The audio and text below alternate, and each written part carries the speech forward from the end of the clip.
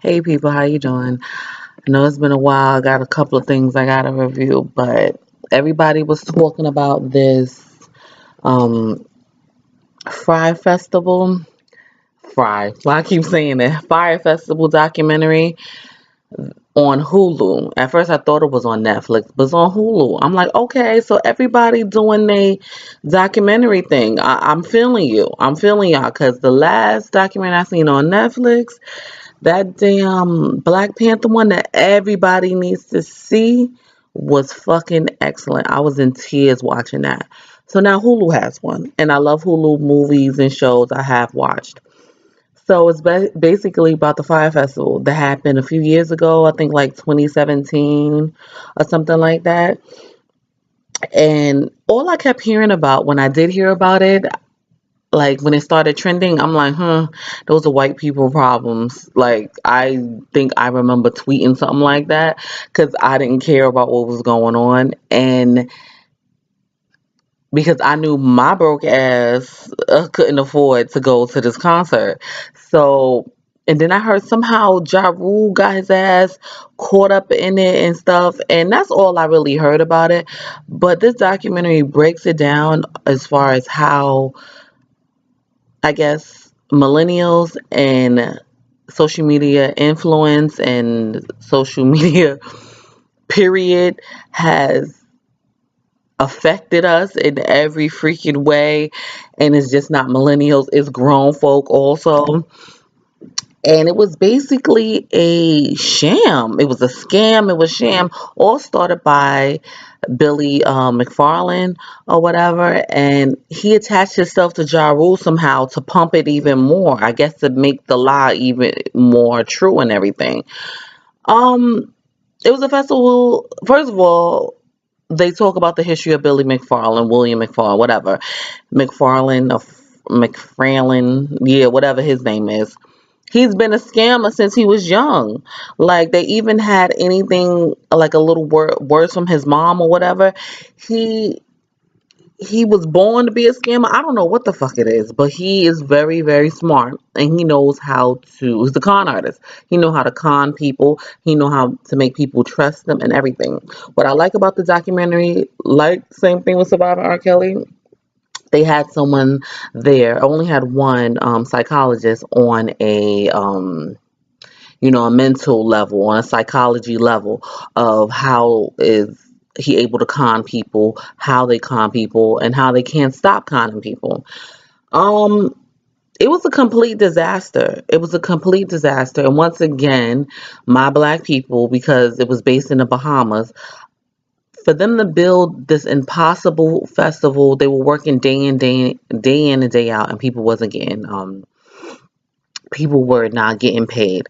And once again, it's on the backs of black people because a lot of people, local workers in the Bahamas that were doing this, that needed more time to finish, they didn't get paid for all those days and days of work. And it's supposed to be this impossible festival that was going on for like, it was supposed to be in like next 4 months, but they only had like a month to do, a month in to actually complete it. And there's no way this was going to happen. But the power of social media, everybody wanted to know, everybody wanted to be down with it.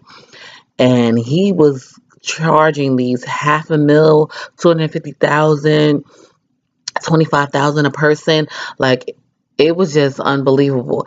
And with the social media influencers, what is so interesting, I wanted to see where were the black ones at, but this was definitely like a white millennial thing that was going on. That's what I'm trying to figure out, how the fuck Ja Rule attached himself to this, but he started dealing with, artists over this card that he used to have that I never heard of it. If someone told me about it, a Magnesis card or whatever, it's supposed to be some type of a card attached to your credit card.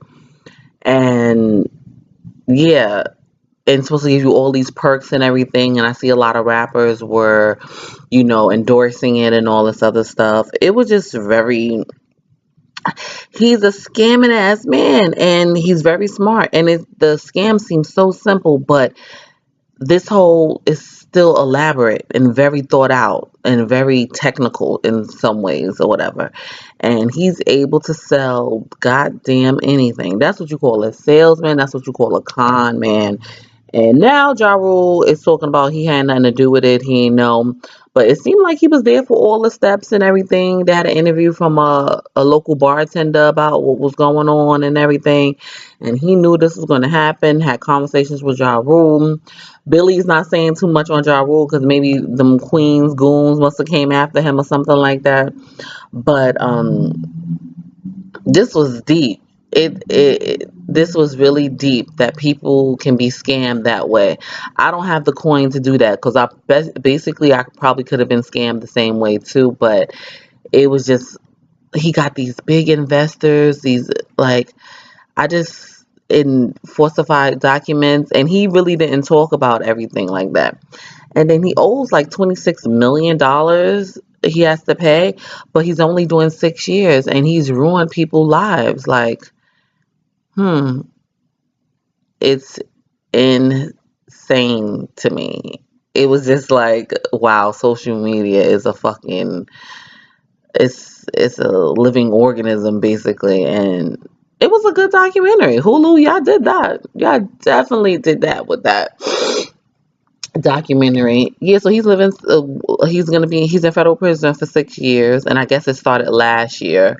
But here's the funny thing: while out on bail, doing the whole trial situation, this motherfucker is trying to sell tickets again, go back to his old scamming ways, and I guess like you just can't stop. It's an addiction like drugs or alcohol or whatever. But he's still out there scamming damn people. Was trying to scam while he was out on bail. You think that you would keep your hands clean, but no, you continue to scam. And then another, like basically, is the same thing with R. Kelly. Um, Billy is not the only one to blame because who he had people around him who helped him scam people basically. They hired a social media company called Jerry Fuck Jerry, and they were able to just push that narrative of pushing that out there and everything like that.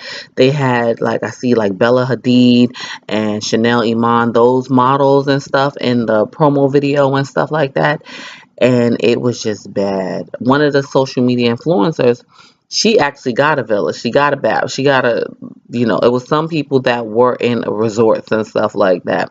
But the majority of people were in these motherfucking tents. And it was just terrible. It was just so terrible. And a lot of people that was working on this Fyre festival, they said the night before, it was this terrible monsoon of a storm. And I'm like, goodness, that was God rated down to y'all. They had FEMA tents. They were feeding people cheese and bread. It was porta potties, no water, tons and tons of alcohol. The local bartender that was working, he heard him order $2 million in alcohol. So I guess people were supposed to drink their problems away. I don't know what the fuck that was. And he wasn't paying tax the duties on all of this stuff. He wasn't paying. It was just a freaking hotbed of a mess. And it was a lot of people that tried to stop it. It was one guy who started a Twitter thing. No one that knew where it came from. Was his, I think, Fire Festival fraud or whatever. And they kept getting blocked. And he got his story out there to New York Times. Still, nobody was trying to hear it. And even if people who talked and said anything on Fire, they get blocked on their social media page like Twitter, Facebook, Instagram. The social media company blocked certain words. He said they even blocked festival. It was like scam, flights, details, all of that. It was just blocked. You got blocked off the page and everything. It was so freaking interesting. Now, one of the guys that actually spoke in this documentary from Fuck Jerry, the social media company, saying that they're doing another one from their point of view of what was going on. And it was really scary to watch.